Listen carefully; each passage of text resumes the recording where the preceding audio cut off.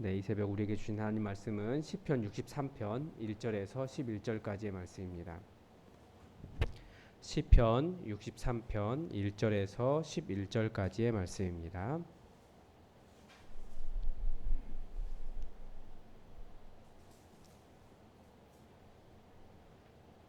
네, 우리 하나님의 말씀을 다 함께 읽겠습니다. 다윗의 시 유다 광야에 있을 때에 하나님이여 주는 나의 하나님이시라.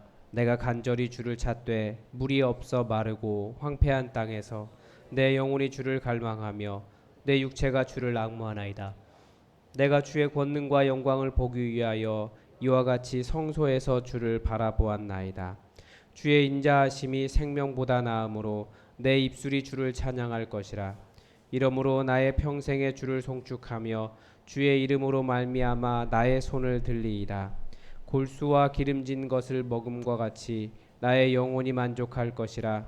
나의 입이 기쁜 입술로 주를 찬송하되 내가 나의 침상에서 주를 기억하며 새벽에 주의 말씀을 작은 소리로 읊조릴 때에 하오리니 주는 나의 도움이 되셨음이라. 내가 주의 날개 그늘에서 즐겁게 부르리이다. 나의 영혼이 주를 가까이 따르니 주의 오른손이 나를 붙드시거니와 나의 영혼을 찾아 멸하려 하는 그들은 땅 깊은 곳에 들어가며 칼의 세력에 넘겨져 승냥이의 먹이가 되리이다. 왕은 하나님을 즐거워하리니 주께 맹세한 자마다 자랑할 것이나 거짓말하는 자의 입은 막히리로다. 아멘. 예, 오늘부터 또 시편 그전에 하지 않았던 63편부터 다시 시작합니다. 먼저 시인의 상황을 볼 수 있는데 1절에서 자신의 상황이 물이 없어 마르고 황폐한 땅에 있다라고 이야기합니다. 우리가 시편의 표제도 같이 읽어야 된다라는 말씀드렸는데 다윗이 유다 광야에 있을 때라고 말하고 있는 것은 이런 표제를 이런 상황을 반영하면서 다윗과 같은 상황으로 그렇게 말씀을 읽어라, 시를 묵상해라라고 안내를 하는 겁니다. 그러니까 물이 없어 마르고 황폐한 땅, 어떤 상황인지 우리가 잘 알 수 있을 겁니다. 그리고 시인의 소원은 뭐냐면 주의 권능과 그 영광을 보는 것입니다. 그리고 시인이 주를 찾은 방법은 무엇이냐면 주를 기억하며 주의 말씀을 묵상하는 것입니다. 우리 한번 본문을 보겠습니다. 먼저 표제에 다윗의 시 유다 광야에 있을 때 이 다윗의 시해서 꼭 다윗이 썼다라고 읽는 것이 아니라 다윗의 상황과 함께 읽으면 좋다라고 하는 의미로도 이해할 수 있다고 말씀드렸습니다. 그러니까 분명히 어떤 시들은 다윗이 쓴 게 맞는 것 같습니다. 뭐 정확하게 원본이 없기 때문에. 그런데 그리고 또 표제가 후에 붙여진 그런 것이 있기 때문에 그렇지만 분명히 다윗이 유다 광야에 있을 때를 생각해 보면 이 시를 이해할 때 어떤 이해가 더 잘 됩니다. 어떤 상황입니까? 사울 왕에게 도망 다니면서 생명의 위협을 받고 있을 때가 이 다윗의 상황이었습니다. 먼저 1절에서 하나님이여 주는 나의 하나님이시라, 이 표현이 이게 원어로 보면 엘로힘은 나의 엘이다 라고 하는 표현입니다. 이게 엘로힘도 하나님이고 엘도 하나님인데 약간 좀 차이가 있습니다. 그 엘로힘은 그냥 하나님이라는 뜻이고 엘은 그때 여호와 하나님을 대신 부르던 그 어떤 뭐라고 신의 이름입니다. 그래서 뭐라고 표현할 수 있냐면 당신은 나의 신이십니다. 뭐 이런 정도로 이해할 수 있습니다. 함부로 부를 수 없기 때문에 엘로힘이라고 하는 하나님이라는 말을 붙였고 그리고 나의 하나님이십니다 라고 이렇게 고백을 하는 겁니다. 그리고 1절에서 그렇게 그 물이 없어 마르고 황폐한 땅에서 간절히 주를 찾고 있다라고 말합니다. 이게 내 영혼이 주를 갈망하며 내 육체가 주를 앙모하나이다 라고 말하고 있는데 이 괴로운 상황 속에서 주님을 찾고자 자기가 얼마나 몸부림치고 있는지 몸과 영혼이 다 주님을 간절히 찾는다라는 거예요. 정말 하나님을 만날 수 있는 사람들이 이런 사람들입니다. 자기의 상황이 너무나 메마르기 때문에 여호와 하나님 이외에 다른 도움이 없는 것을 깨닫고 간절히 주를 정말 몸부림치면서 몸과 영혼 전체가 다 주님을 찾고 있는 그런 사람을 주님께서 만나 주십니다. 2절에 내가 주의 권능과 영광을 보기 위하여, 여기서 권능이라고 하는 단어가 주의 법궤라고 하는 단어와 같이 읽을 수 있습니다. 그러니까 주의 법궤를 찾는다는 것은 주님의 임재를 구하고 있는 겁니다. 왜냐하면 법궤는 하나님을 만나는 장소이기 때문에 그렇습니다. 그래서 하나님의 임재를 간절히 구하고 있으면서 그래서 이와 같이 성소에서 주를 바라보았나이다. 그분의 신비를 경험하기를 바라고 있다라는 것을 우리가 시인의 상황에서 볼 수 있습니다. 3절에서 주의 인자하심이 생명보다 나음으로, 이제 인자하심이 헤세드라고 하는 단어입니다. 헤세드는 우리가 호세아의 주제가 헤세드라고 이야기하는데 사실 성경 전체의 주제가 헤세드입니다. 헤세드는 하나님의 사랑, 인자, 인애 이렇게 번역이 되어 있습니다. 하나님의 사랑이 어떤 사랑입니까? 호세아서에서 보여준 하나님의 사랑은 이스라엘 백성을 빗대어서는 이야기하고 있는데 호세아가 음란한 여인을 아내로 맞이했어요. 근데 이 여인이 딴 남자 만나서 눈 맞아서 바람나서 도망가 버립니다. 그런데도 하나님은 그 여인 다시 찾아와라. 그 여인 네 아내이기 때문에 그렇다. 네 아들의 어머니이기 때문에 그렇다. 데려와라. 그것을 통해서 사람은 그런 관계가 된다면 나를 배신하고 떠난 아내이기 때문에, 여자이기 때문에 그를 다시 받아들일 수 없지만, 그러나 나는 그렇게 버릴 수 없다. 내 백성 이스라엘, 비록 우상을 섬기고 나를 떠난 배신한 백성이지만 나는 내 백성을 버리지 못하겠다라고 하는 것을 보여준 것이 호세아서에서 보여준 하나님의 헤세드, 사랑입니다. 그리고 이스라엘이 바벨론에 끌려갔을 때도 그들을 다시 찾은 그 헤세드가 그것입니다. 어머니가 어찌 자식을 잊겠느냐. 그런데 자식을 잊는 어머니도 가끔씩 있더라. 그러나 나는 그와 다르다라고 말씀하신 것이 하나님의 헤세드입니다. 그러니까 하나님은 어찌하든지 사랑하고 어찌하든지 회복시키고 어찌하든지 다시 안아주고 어찌하든지 관계를 회복시키려고 하시는 분이 하나님이시라는 거예요. 그래서 팀 켈러는 계속해서 하나님의 모습을 탕부 하나님이라고 이야기합니다. 그러니까 탕자, 우리 탕자 그 비유를 알잖아요. 아버지에게 재산을 받아서 모든 것을 가지고 떠나버려서 흥청망청 다 써버린 아주 배은망덕한 아들. 우리는 그 아들의 입장에서 바라보는데 아버지의 입장에서 바라보는 거예요. 아버지는 그런데 어떻게 했다고요?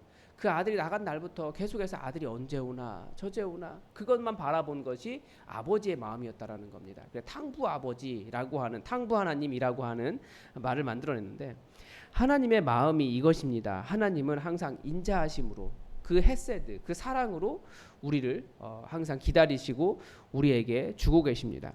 그래서 우리가 가장 좋은 것이 무엇인가 한번 생각해 봐야 됩니다. 우리가 원하는 가장 좋은 것은 때로는 돈이고 정말 말 그대로 좋은 것들이에요. 그렇죠.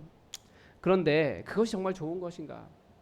우리의 눈이 그런 것들을 좋다라고 보고 있기 때문에 하나님께서 가장 좋은 하나님의 사랑으로 우리에게 주셨음에도, 심지어 예수 그리스도라고 하는 생명을 내어주셨음에도 우리는 그것에 감사하기보다 그것은 좀 작은 거고 그것은 기본으로 주셔야 되고 더 주셔야 됩니다 라고 말하고 있더라는 거예요. 가장 좋은 것을 주셨는데, 하나님 그 부분을 주셨는데, 그래서 우리가 무엇을 구하는가 좀 생각해 볼 필요가 있습니다. 그래서 가장 하나님의 기본적인 속성이 바로 이 헤세드입니다. 그래서 4절에서 이러므로 하나님께서 하나님의 헤세드가 있기 때문에 이러므로 나의 평생의 주를 송축하며, 여기서 나의 평생이라는 말은 다른 말로 번역하면 내 목숨 걸고입니다. 그러니까 지금 이 시인이 하나님을 송축하고 하나님을 예배하는 일을 목숨 걸고 하겠다고 이야기하고 있는 거예요. 성도에게 예배는 목숨과 같습니다. 하나님을 찾는 것은 목숨과 같아요. 그래서 주의 이름으로 나의 손을 들리이다. 여기서 나의 손도 자신의 마음이라고 이야기합니다. 그래서 자신의 마음을 담아 하늘에 올려드리겠습니다. 이런 의미로 나의 손을 들리이다 라고 이야기하고 있습니다. 5절에서는 이제 나의 영혼이 그래서 주님 주신 것으로 인해 만족하겠다고 이야기하고 있고, 6절에서 내가 나의 침상에서 주를 기억하며, 이 기억이라고 하는 단어가 굉장히 중요하다고 했습니다. 제3 이사야에서 어제까지 보았던 제3 이사야에서도 하나님께서 행하신 일을 기억하면서 하나님 과거에 이렇게 행해 주셨는데 여전히 살아계신 하나님 내 삶에도 이렇게 역사해 주십시오, 그렇게 역사해 주십시오 주장할 수 있는 것이 기억이라고 말씀드렸는데, 여기서 주를 기억하면은 약간 좀 다른 의미입니다. 주님을 부른다라고 하는 뜻입니다. 그러니까 침상에서 주의 이름을 부르겠다라는 뜻입니다. 그리고 새벽에 주의 말씀을 작은 소리로 읊조릴 때에 하오리니, 그러니까 시편 1편에서도 이야기하죠. 주야로 주의 말씀을 묵상한다. 그러니까 우리가 하나님을 사랑한다라고 말하면 여러분 주님의 이름을 부르시고 새벽에 이렇게 주의 말씀을 작은 소리로 읊조릴 때 여기서 주의 말씀을 묵상한다, 읊조린다는 주의 말씀을 묵상하는 겁니다. 여러분 오늘 말씀을 통해서 여러분에게 깨달은 말씀이 있으십니까? 아니면 여러분의 마음에 딱 와닿는 구절이 있으십니까? 그러면 그것을 계속 읊조리면서 외우면서 그렇게 여러분 묵상하십시오. 거의 성경이 전통적으로 가지고 있는 말씀을 묵상하는 방법이고 주님을 사랑하기 때문에 주님을 찬송하는 방법이에요. 기쁜 입술로 주를 찬송하는 방법입니다. 주의 말씀을 계속 내 마음에 반복하면서 내 마음에 새기는 거죠. 그래서 제자훈련을 지금 제가 할 때 우리 교회에서는 그렇게 하려고 해요. 아침에 10분 하고 아침에 10분 말씀을 읽고 또 점심에 또 말씀 읽고 저녁에도 또 그 말씀 가지고 하루를 산 것에 대해서 기도하고 이런 하루를 전체를 하나님께 드리는 그런 시간들을 우리가 그렇게 훈련하려고 합니다. 그러니까 여러분 주의 말씀을 계속 하나님의 이름을 부르며 주의 말씀을 계속 묵상하시기 바랍니다. 말씀을 떠나지 않도록 하십시오. 여러분의 말씀이 여러분의 마음에 새겨지고 여러분이 그 말씀 안에 살아갈 수 있도록 계속 주의 말씀을 묵상하시기 바랍니다. 7절에서는 주는 나의 도움이 되셨습니다. 이에 모든 문제가 해결된 거예요. 이제 왜냐하면 하나님께서 자기와 함께 계신다라는 것을 알았기 때문에 그렇습니다. 주의 이름 부를 때에 주의 말씀이 자기 안에 새겨지고 하나님이 이런 분이시구나 라고 깨달았기 때문에 이 7절에서 주는 나의 도움이 되셨습니다 라고 말하고 있습니다. 그리고 내가 주의 날개 그늘에서 즐겁게 부르리이다. 이게 말이 되지 않죠. 왜 그렇습니까? 이 시인의 상황은 메마른 광야와 같은 삶이에요. 그런데 그 삶이 즐겁게 노래 부르는 상황으로 변할 수 있다라는 거죠. 언제 그렇습니까? 주님의 도우심을 볼 때. 주님의 이름을 부르며 주의 말씀을 묵상했더니 주님이 나의 도움이 되셨고 그리고 그런 메마른 광야 같은 삶에서 오히려 그 공간이 즐거움의 공간으로 변화되더라는 거죠. 그래서 더 시인은 뭐라고 말하냐면 나의 영혼의 주를 가까이 따르겠습니다. 여기서 가까이 따르다라고 하는 말은 들러붙다라는 뜻입니다. 좀 더 우리가 이해할 수 있는 표현을 하면 그러니까 나의 영혼이 더 몸부림치면서 주님께 달라붙겠습니다. 주님 나의 도우심입니다 라고 이야기하고요. 주의 오른손이 나를 붙드시거니와 오른손은 항상 권능이죠. 주님의 권능으로 붙잡아 주시겠다라고 하는 뜻입니다. 그래서 이제 하나님께서 그렇게 해주셨기 때문에 더욱더 주님께 나아가겠습니다 라고 이야기하고 있고 이제 9절에서는 이제 상황이 바뀝니다. 나의 영혼을 찾아 멸하려 하는 그들은 땅 깊은 곳으로 들어가며 땅 깊은 곳은 죽음의 공간이죠. 그리고 칼의 세력에 넘어져 전쟁에서 칼에 맞아 죽기를 바라고 승냥이의 먹이가 되리이다. 원수들의 죽음을 간구하고 있습니다.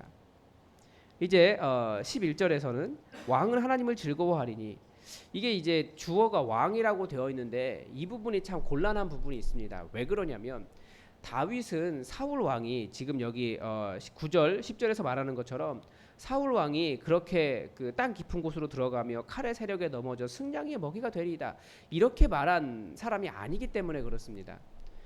다윗의 상황으로만 읽으면 다윗의 왕은 사울이거든요. 사울에게 그렇게 저주하는 사람이 아니었어요. 오히려 사울을 죽인 사람, 사울을 죽일 만한 기회가 있었지만 그를 주께 기름 부음 받은 자를 함부로 죽이지 않은 사람이 다윗 왕 아닙니까? 그래서 이 왕을 첫 번째는 자기 자신으로 읽을 수 있어요.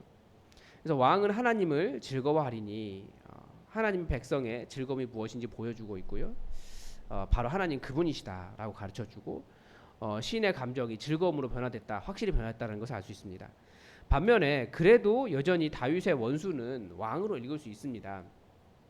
그 앞부분에 좀 논란이 되긴 하지만 그러면 어떻게 해석이 되냐면 왕도 자신처럼 하나님을 좀 묵상하고 하나님의 이름 부르며 하나님을 즐거워하기를 바란다. 밑에서 말하는 주께 맹세한 자마다 자랑할 것이나 거짓말하는 자 입은 막히리로다. 그러니까 사울 왕과 같은 상황이라면 왕이기 때문에 하나님을 즐거워하며 다윗처럼 그 왕궁에 있고 모든 나라를 소유하고 있기 때문에 여호와 하나님의 이름을 부르며 말씀을 묵상하면서 평안을 찾았으면 좋겠다.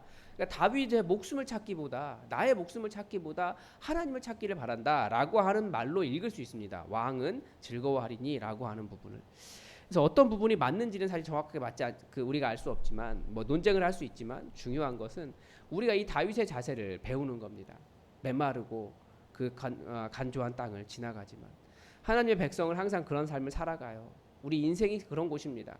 그런데 우리가 그 땅이 즐거움으로 변할 수 있는 이유는 여호와 하나님의 이름을 부를 수 있고 그분께 달라붙을 수 있고 그분의 말씀을 계속 묵상하며 우리 안에 주의 말씀을 새길 때 주님의 도우심, 주님의 오른손을 경험할 수 있기 때문에 그렇습니다. 여러분 오늘도 말씀을 우리가 쭉 관찰을 했는데 여러분 무엇을 느끼셨습니까? 또 하나님께서 여러분의 마음에 무엇을 말씀하셨습니까? 여러분 깨달은 것을 가지고 말씀을 묵상하시면서 그 말씀이 그 하나님의 오른손이 하나님의 능력이 여러분의 것 되도록 또 간절히 기도하시기 바랍니다. 다 함께 기도하겠습니다.